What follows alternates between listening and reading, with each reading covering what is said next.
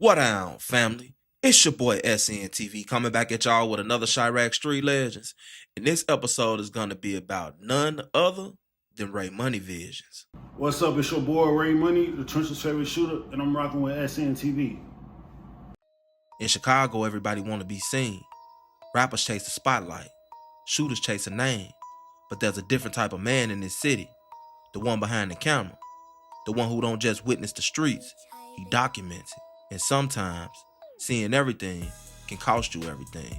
Now, when people talk about the Chicago drill scene, they always talk about the rappers, the faces, the voices, the ones in front of the camera. But what a lot of people don't understand is, without cameramen, none of this would even exist the way it does today.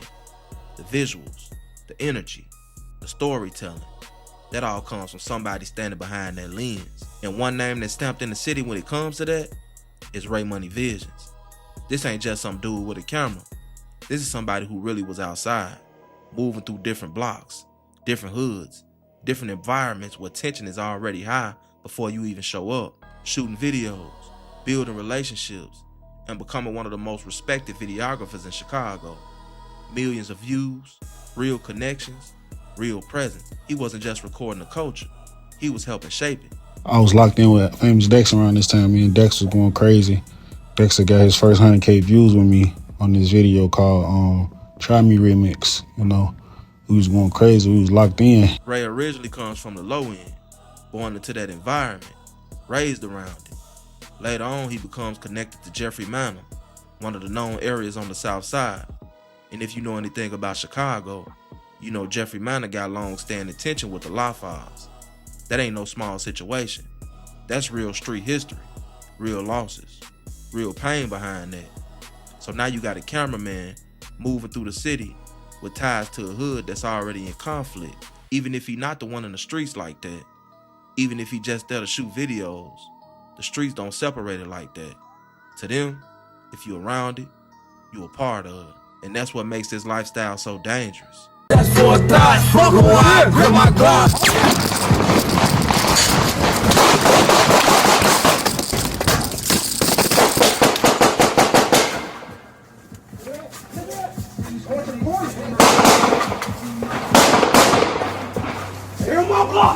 Now take it back to 2014. This is when things started to take off for him. He locked in, grinding, working, building his name. This around the time he was shooting Famous Dex, and the buzz was growing. Videos doing numbers, people starting to notice.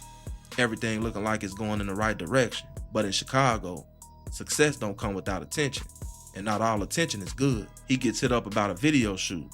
Somebody asks who shot a certain video, offering money, $500.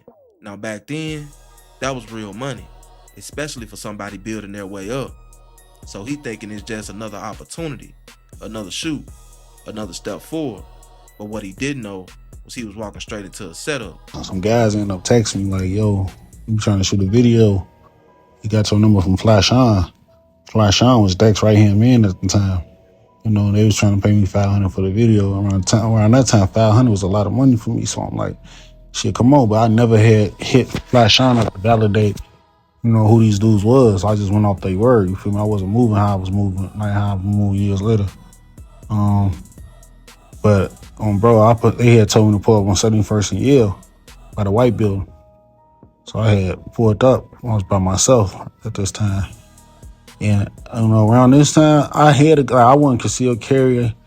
I didn't have a 40 card or nothing, but you know, I had a little deuce, a little gun that, you know, I was bringing it to video shoots with me, but like, you know, I would leave it in the trunk. You feel me? I wasn't personally like having that bitch on me like that, you know, and I wasn't bringing it to every video shoot. So long story short, I pulled up, you know, one of the guy who I was supposed to shoot video with came outside and he like, man, bro, you need some help? I'm like, yeah, come on. So then, you know, they started helping me like get my equipment and shit out the car, which in the future, this is the reason why to this day, I don't let nobody help me with my equipment. You know, anytime I'm on set and somebody be like, oh man, you need me to help you? And I'll just be like, nah, you know, that's what I get paid for, you know. But yeah, they had walked me to the back of the building on 71st and Yale. It was like a 3-flat building or whatever. You know, so they walked me back now. When we walked to the back, it was like 10 dudes back there. And I'm standing right there. I'm just looking around, and nobody's saying that. It's quiet as fuck. And I remember seeing it was like 4 dudes on this staircase behind the building. I remember particularly it was this light-skinned dude. He was dressed in all black, had a black scully on. I remember he was just standing there looking with a firm-ass look on his face. So I had looked at him. Now I got to looking around at the other niggas. Man, it's quiet as hell through this whole time. So as soon as it hit me, like it hit me out of nowhere, like they finna try to rob me. As soon as it hit me, the nigga that was standing on the stairs, the light skinned nigga was standing on the stairs, up the pipe with a 30. As soon as he upped that bitch at me, all the niggas just got to surround me, like going through my pockets, taking everything. They took my phone. I had 2 phones. They took my phones, my jewelry I had on. They took motherfucking everything I had in my pocket. They even took my car keys and pulled off in my car. So, but after they took all my stuff, I really thought they was gonna kill me because after the dude like had the pipe up on me, after the dude had the pipe on me, they already took my stuff. You know what I'm saying? They could have just left in, but like after they took my stuff, dude had the pipe aimed at my face, and he like I'm doing this whole time. I'm pleading with like, man, y'all could just have that shit, take that shit. I'm just a cameraman. Ooh. So he got the pipe up in my face. He like, man, you do videos for OTL. Around this time, I didn't know what the fuck that meant. Cause like, you know what I'm saying? Cause I think only time I had just shot a video with O-Block, you know, the previous, like those first videos I work with, well, OBN was, but I had shot a video with O-Block a week before. But he like, man, you do videos for OTL. So I'm thinking like, that's his last words before he finna blow that bitch. You feel me? So he ended up telling me like, he like, go down there. He was trying to he was pointing with the gun, trying to get me to go to like the basement area or the back of the building. Man, it's pitch dark down there. So I'm already knowing in the back of my head, like, man, if I go down there, they finna try to shoot me and kill me or something. Cause why is you telling me to go in a pitch dark area or whatever? So now I'm just pleading, like, man, just take that shit. So that's when he like, man, you shoot videos for OTL. So I'm thinking that's his last word before he blow. So as soon as he say that, his homie, I'm like, come on. They get a tap on. Some of them get to running off. So as soon as they get to running off, I just turn around, just take off. I turn around, take off, hit the fence on 71st. Now I look back down the street. I see the niggas hopping in my car because, man, they took my keys. I seen them hopping in my car.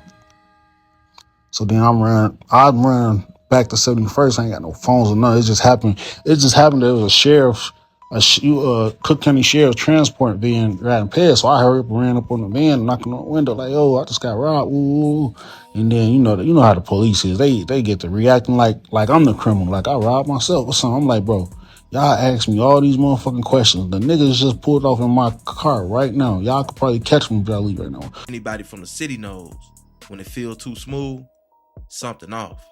You gotta trust your instincts out here. Now imagine that feeling. You just got robbed, almost killed.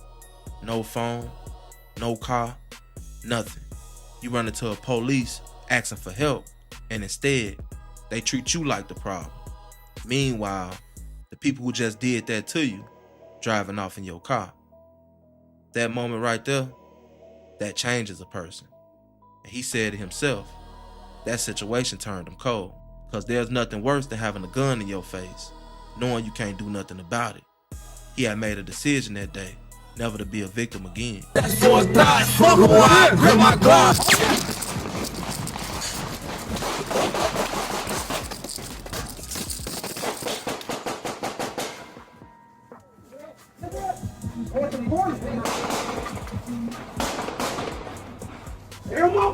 Rayy Money started moving different, started training, going to the gun range, preparing himself, because now he understood something. In Chicago, you can be minding your own business, doing your job, and still end up in a life or death situation. Now fast forward to December 30th, 2016. This time, it's another video shoot. Somebody reaches out, says they want to work, but this time it came through somebody he actually knew, somebody he went to school with. So now it feels more legit, more comfortable. That's how setups happen. They tell him pull up, but this time, no deposit. They give him an excuse. Zay's on house arrest, can't move around. You gotta come to me. And even though he normally wouldn't do that, he goes anyway.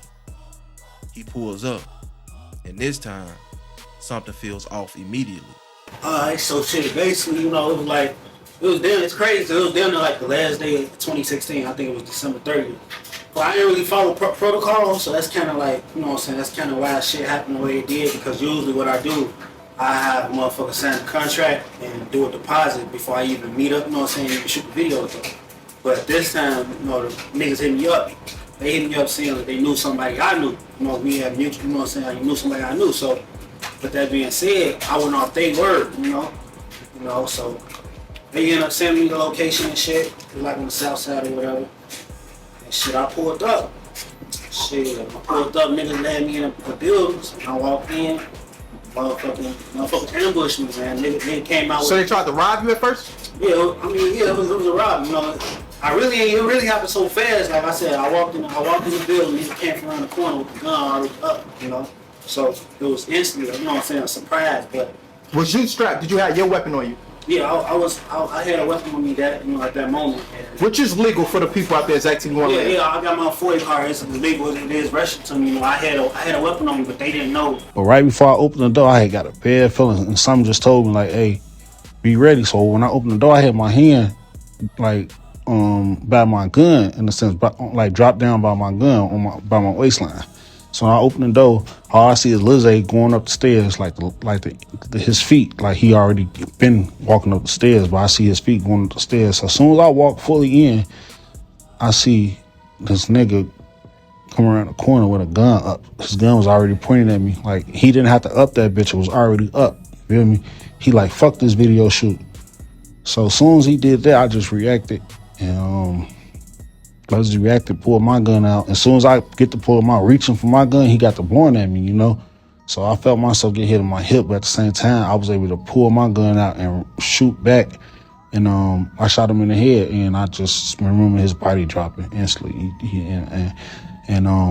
Yeah, he was just right there laying down.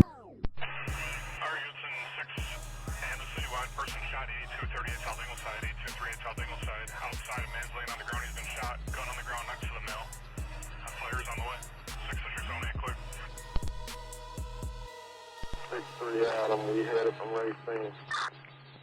Alright, 663 Adam, got you going.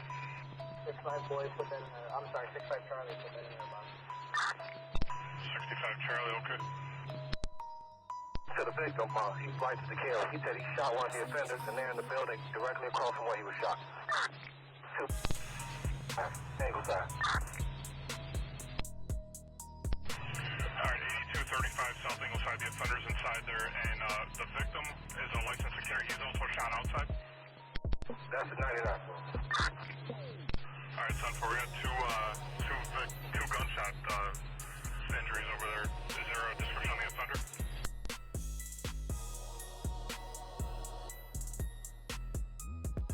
Ray leaves the building wounded, bleeding, fighting to stay alive.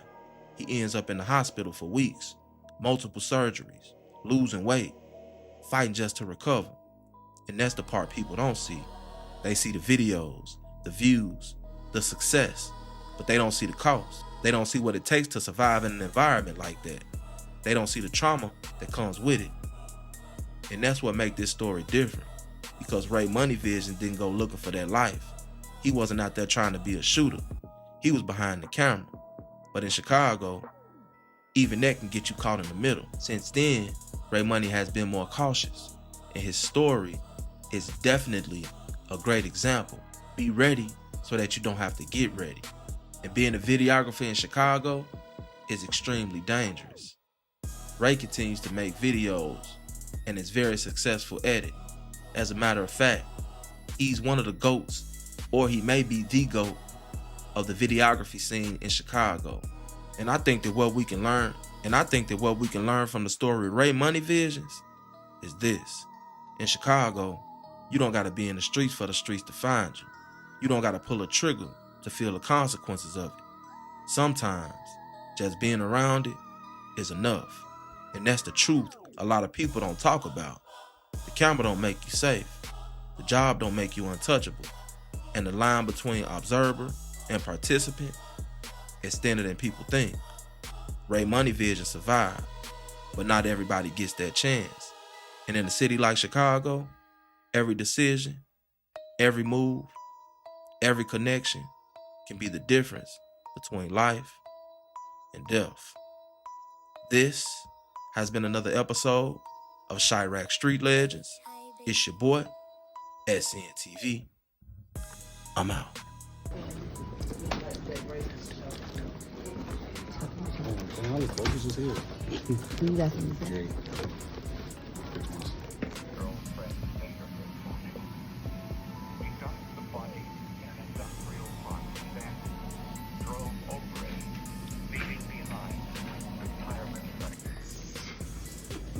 Hi, I'll be your nurse tonight, okay?